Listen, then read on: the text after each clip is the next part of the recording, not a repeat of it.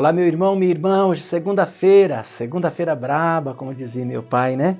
Não tão brava assim, né? Muito bem, dia 27 de julho, eu te acolho com carinho, felicito que o Espírito Santo de Deus esteja no teu coração, que essa semana seja de paz, que esse dia seja cheio de graça e de bênção de Deus.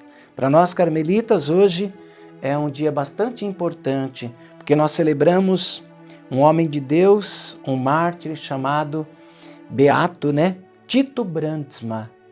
Esse homem tem uma história que até hoje contagia os nossos corações. Quem não leu nada ainda até hoje sobre o Beato Tito Brandsma, é só você procurar na internet que tem algumas fontes ali que trazem assim bem uma síntese bem interessante da vida desse homem. Ele nasceu na Holanda em 1881 e ele entrou para a Ordem do Carmo em 1905. Ele foi ordenado padre, ele também foi professor de filosofia, de teologia, foi reitor magnífico, jornalista católico e ele lutou contra o nazismo. Aqui tem o ponto mais forte da vida desse homem. Por causa dessa formação que ele recebeu, qualquer um outro poderia ter recebido também, e tantos outros hoje recebem, não é? Mas ele lutou contra o nazismo e foi preso e também foi levado para o campo de concentração. A gente sabe um pouco o que é o campo de concentração. Basta a gente buscar na internet hoje, já tem muitas coisas escritas, filmes, etc. Ele foi preso e foi levado para os campos de concentração. Passou por 3 campos, aonde ele sofreu o assassinato. Dachau, na Alemanha, em 1942. Ele foi declarado beato pelo Papa João Paulo II em 1985. Um grande homem que deixou um testemunho muito bonito da fé cristã. Vamos ouvir a Santa Palavra. Primeira leitura. Leitura do livro do profeta Jeremias. Isto disse-me o Senhor: vai comprar um cinto de linho e põe-no em torno da cintura, mas não o deixes molhar na água. Comprei o cinto, conforme a ordem do Senhor, e coloquei-o à cintura. E a palavra do Senhor dirigiu-se a mim pela segunda vez, dizendo: toma o cinto que compraste e tens à tua cintura. Levanta-te e vai ao Eufrates. Esconde-o lá, na fenda de uma pedra. Fui e o escondi perto do Eufrates, conforme mandara o Senhor. Ora, ao cabo de muitos dias, disse-me o Senhor: levanta-te, vai ao Eufrates, e retira de lá o cinto que te mandei esconder. Fui ao Eufrates, cavei e retirei o cinto do lugar onde o tinha escondido, mas eis que o cinto tinha apodrecido, tanto que não servia mais para nada.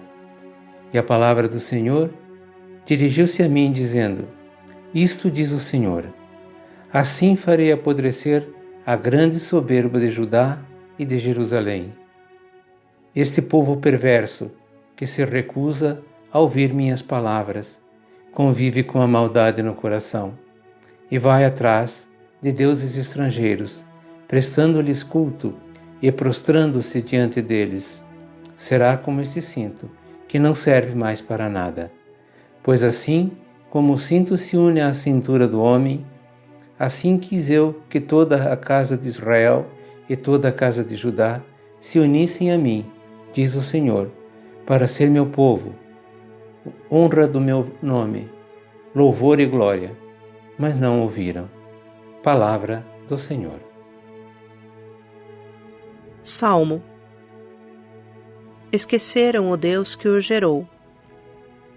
Desprezastes o rochedo que te gerou, e o Senhor viu e se irritou, aborrecido com seus filhos e filhas.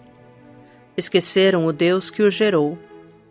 E disse: esconderei deles o meu rosto, e verei qual será o seu fim, pois são uma geração perversa, filhos sem lealdade.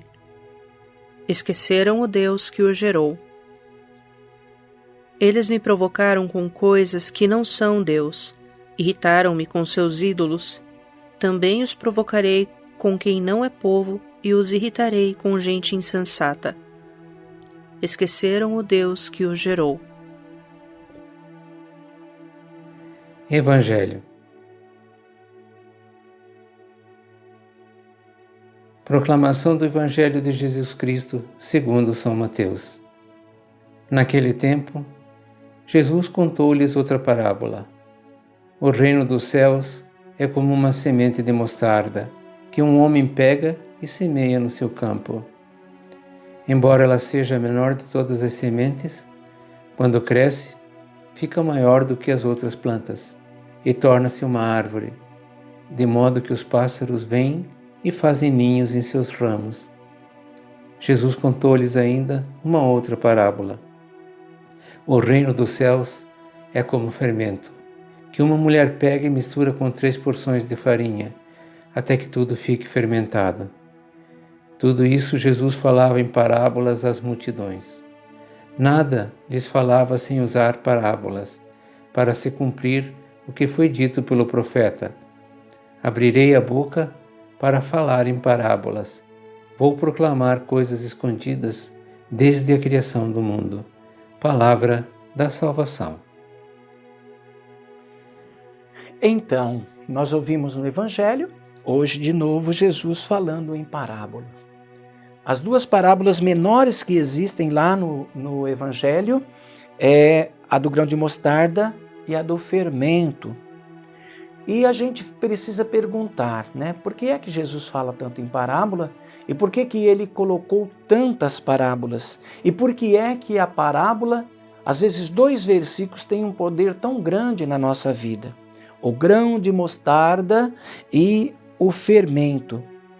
Para as coisas de Deus, nós não precisamos ter pressa. Às vezes eu vejo gente com tanta pressa para as coisas de Deus. Eu não acho que isso é o mais importante. Eu penso que o mais importante, é isso que eu procuro tatear na minha vida, é a perseverança. Para Deus, não são as coisas grandiosas que são mais importantes. Às vezes as mais pequeninas são mais importantes do que as grandes. O que importa é que tenha sido feita com muito amor, sem pretensão alguma, né? Por carinho mesmo, por consciência das obras, daquilo que nós recebemos de Deus, também praticar. E que o reino vai crescendo nas pequenas coisas. O grão de mostarda é uma das sementes mais pequenas que existe. E o Evangelho vai descrevendo que ela cresce até atingir um ponto que as aves do céu vêm a fazer ninho ali. Ou seja, e quantas vezes nós vemos, eu pelo menos sou muito atraído por isso, pessoas simples, humildes, que às vezes não têm nem quase conhecimento, não têm bens, mas que têm uma riqueza tão grande aqui dentro do coração que exala aquele perfume, sabe? É como se fosse aquela rosa perfumada que alguém colheu e está levando e daqui um pouquinho derrubou no chão e pisou em cima e esmagou, mas quando esmagou, ela exalou ainda mais o perfume, não é? Então, que a gente possa ir aprendendo com estas parábolas de Jesus, mas mais do que aprendendo, enchendo o nosso coração dessa beleza celestial que vem do Evangelho e vivendo sutilmente. Não precisamos ter pressa e nem querer que ninguém bata palma para isso. Basta que Deus sabe. Tudo vem dele, né? Então que seja assim. Deus te abençoe, meu irmão, minha irmã, hoje e sempre. Pai, Filho, Espírito Santo. Amém. Até amanhã.